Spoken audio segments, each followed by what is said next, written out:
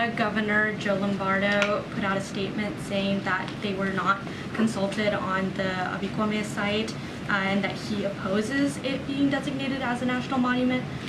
Did the White House consult the governor, and if not, why not? So I don't have any meetings to talk through or conversations. And so we're going to continue to do the work. I can't speak to any conversation that has been had with the governor, but I can say that the president is tackling the climate crisis as a priority. Do you usually consult governors on these kinds of decisions? The president and his Office of Intergovernmental Affairs, which deals with the governors and deals with mayors and also local elected officials, is in constant communications into your question with governors. I just don't have a readout to give you on that. Karine, San Francisco just held a hearing on reparations for decades of institutional racism, and other cities and states are considering impaneling similar commissions. DC is one of them. Where does this administration stand on reparations for slavery and segregation and similar historic wrongs, specifically pertaining to Black Americans?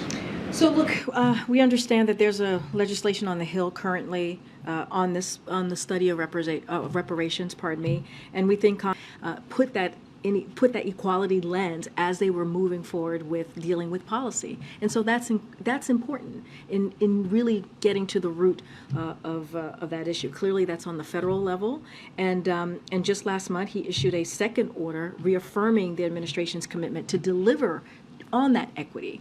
So the president has shown his commitment. He spoke. Decision is up to President Biden.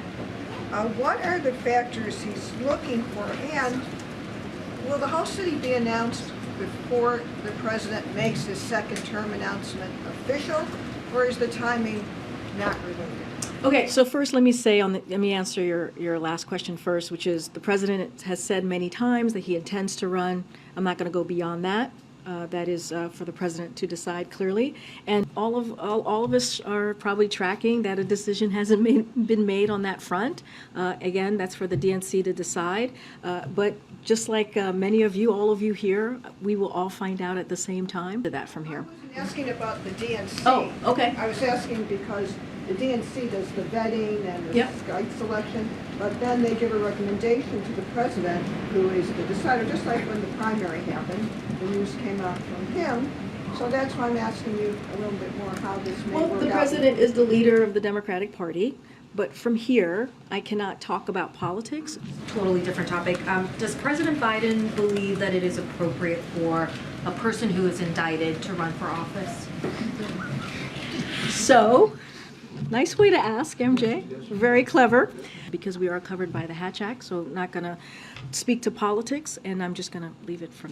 Today, Treasury Secretary Yellen said the federal government could step in to protect depositors at banks if there is a risk of contagion. What does the administration think about that risk of contagion? Is that about fundamentals in the economy or the psychology of the market? And there's evidence our actions are indeed working. They're restoring confidence in the safety of deposits.